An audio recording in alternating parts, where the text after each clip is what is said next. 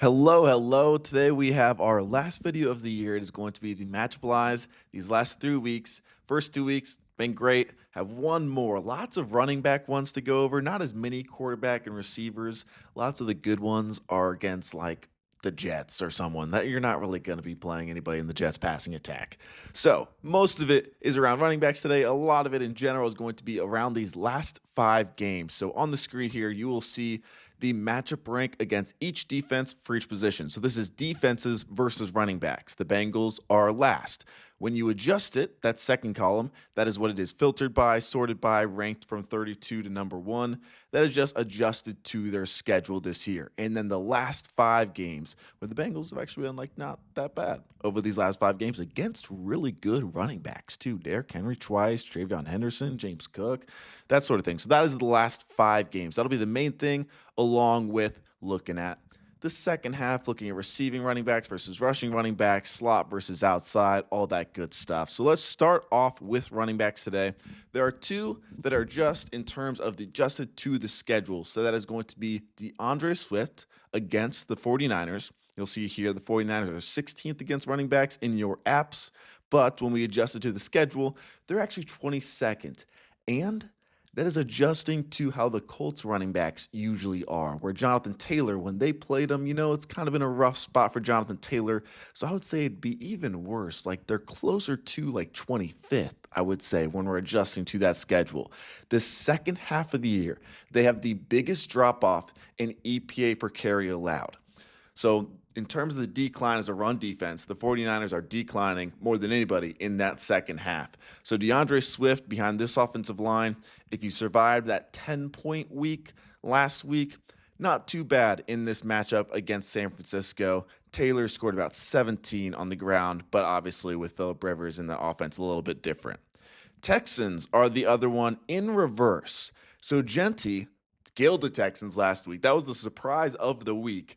Now they are up to 12th in terms of fantasy points allowed to running backs, but they're actually the 4th best when we're adjusting to that schedule. I would still say not much has changed. Fantasy is fantasy sometimes. Genty killed it.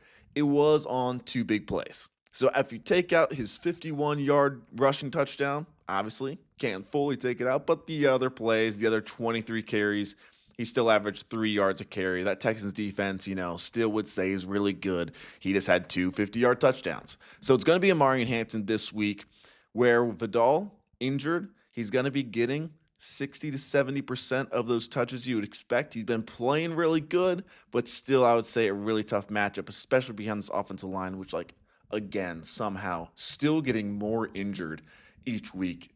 Absolutely insane. Looking at the last 5 now. I talked about the Bengals against those Arizona running backs. They are underdogs too, which the Bengals usually are not favored by a touchdown like they are here. So not a good sign for those Arizona running backs. Still like a good matchup, but I wouldn't say it is the dream matchup that it maybe was a little bit ago. Cowboys are that other one. Same story. Washington, the thing to look for is, does Quinnen Williams play? Does Overshown come back from that concussion this week on Christmas against those Washington running backs? As Flyers, again, 30th, but they're 13th in these last 5. They're better against the run as of late ever since those trades and getting healthy, but then they both got injured again this week. So you just got to check if they're healthy. Next one, Steelers running backs against the Browns. The Browns have been horrible as of late. They are 7th on the season when you adjusted their schedule. But this last stretch of games, they have just gotten burnt. So these Steelers running backs without DK Metcalf, they're in a really good spot. Interesting one right here, the Kansas City Chiefs. They are number 6 against running backs, 13th when you adjust it, 21st in these last 5 games. Last week, they played the Titans. Gardner Minshew in for Mahomes. He also gets hurt. This Titans team, 41 touches to their running backs, over 200 yards and a touchdown. So for RG Harvey, set up pretty well for a defense that is technically 6th. I would say it's one of the better matchups of the week. We saw a very similar storyline last season where the Chiefs rested their starters in Week 18. The Broncos won 38-0. So I think Mahomes overall, or Harvey overall, set up pretty well. In this last one, obviously you're starting Bijan, but the Rams haven't been as dominant this or as of late. They're 4th against running backs, 11th when you adjust it, 15th when you adjust it in just these last 5 games. 2 that have been a lot better in the second half. We've covered it multiple weeks in a row now. Baltimore still, they've not been good against receiving. They've been so good on the ground, but still consistently they're second worst in the season in terms of receiving fantasy points allowed, but they get Josh Jacobs. Obviously, we're not playing Josh Jacobs for his receiving. With that injury, if he's not getting those practices in and there's a little bit of concern about a snap count, I wouldn't say like it's that auto start against a Baltimore defense that has improved from 25th against rushing fantasy points in those first 8 games to number 1 ever since that point. The Dolphins improved from 27th to 6th. They will get Bucky Irving. Similar. Irving has been less involved in that passing game since returning, not getting the goal line work. So, in terms of those explosive runs, big runs, they were horrible against Chase Brown last week, mainly through the air, but still pretty good on the ground. Browns are another one in that second half that I was talking about earlier. They're 2nd to 30th in rushing fantasy points per game. So, just a stat to show how bad it's been in Cleveland. They were dominant and now just horrible. Cardinals are another one, 15th to now 29th in the second half of the year in rushing fantasy points per game allowed. Chase Brown set up really nice in this matchup. Potentially a league winner. If you got him, traded for him, that sort of thing, those last 3 games of the season, he could be a league winner in terms of fantasy playoff production. Receiving running backs versus rushing running backs. There are 3 teams to point out that are better against the run than they are against receiving. So that first one was Baltimore. Second is Seattle. They are 26th against receiving running backs. This will be against Dowdle, but they are 3rd best against that rushing production. And if we're going on a per play basis, they are by far the best in EPA per carry allowed this season. 66% better than any other team this year. So Dowdle, not set up the greatest. It'll say he's 8th. When we're adjusting, it's still like 14th, middle of the road because of that receiving production allowed, but we're not getting a ton of that from Dowdle, especially with Hubbard back. And that last one, JT, I would still start him, but just pointing out Jacksonville's number 1 against rushing running backs, just 21st against receiving, so it bumps them up a little bit higher. In terms of the reverse, they're better against receiving backs. Some of these guys, not as bad of a matchup as you'd think. Tony Pollard against the Saints, 3rd best against receiving running backs. They're 19th against running backs on the ground. So Pollard, he's had 3 straight 100-yard games, had that game last week, 100 yards, 0 touchdowns, 0 receptions, ends with 10 points. But in terms of rushing production, still set up pretty well, and another injury to watch in terms of those matchup lies. Brian Bresee could be out. So keep an eye on that because that's one of their best defensive linemen up front in that run game. So could look even better than what it is right now on the ground. The other one, Derrick Henry, I don't think it's the worst matchup in the world. So you'll see they're number 1 when we adjust it. The Packers are this year. They didn't allow a touchdown last week. That defense overall, still really good. But if Lamar's back there and they're giving Derrick Henry the rock, they are 9th against the run specifically in terms of those fantasy points per game allowed, and obviously dealing with some injuries up front. So more so like not the horrible matchup, it's just not a good matchup, I would say. Just a few quarterbacks today. First one we're looking at is Jalen Hurts versus Buffalo. They are 5th against quarterbacks. When we adjust it, they're 10th. These last 5 games, they're 13th. Hurts is a little bit more matchup independent because of his rushing, the tush push, all that sort of stuff. And it helps him a little bit here because Buffalo's rushing D is their problem. So the fact that he's a little bit a part of that too helps him out. More so closer to middle of the road for Jalen Hurts this week. Just keep an eye on the weather. Arizona in the second half, I was talking earlier with Chase Brown. They have been the worst defense in the NFL. Very similar. For quarterbacks, they're 15th on the season, but when we're just looking at the last 5 games, Joe Burrow against the Cardinals, 24th in terms of that matchup. And Trevor Lawrence, we just saw Brock Purdy toast Indianapolis in that dome. Now we get Trevor Lawrence against the Colts. They're 22nd against passing production, a lot better against the run. And obviously Lawrence will run a little more fluky in terms of those matchups if it's not like 32nd against rushing quarterbacks or number 1 against rushing quarterbacks. Matters a little less to me, but Trevor Lawrence set up very well. No Sauce Gardner, obviously, still. So, like him this week to continue what he's been doing this past really since week 5, being tied for the number 1 overall quarterback.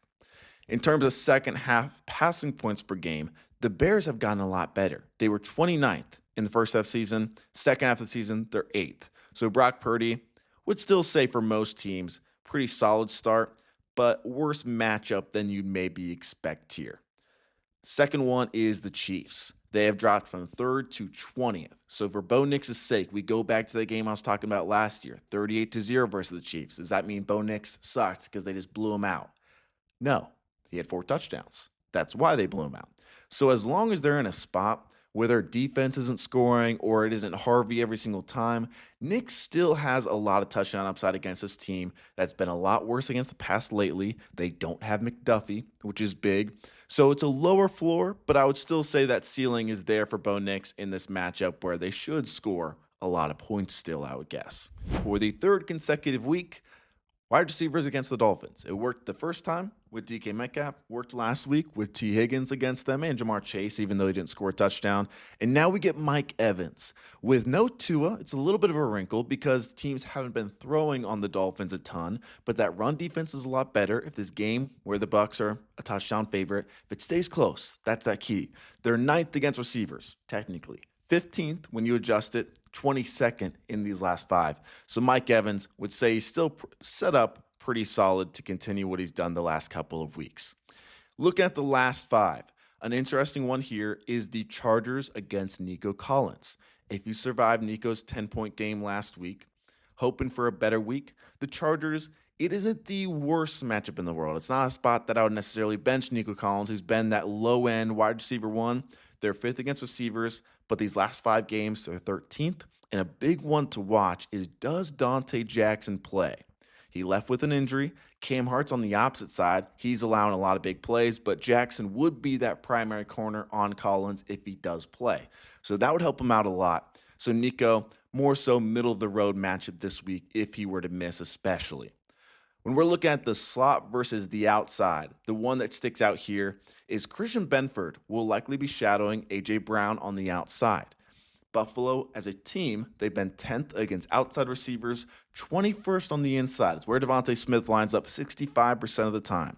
So a small downgrade for A.J. Brown, but more so a little bit of an upgrade for Devontae Smith. Again, same as Hurts, just watch the weather.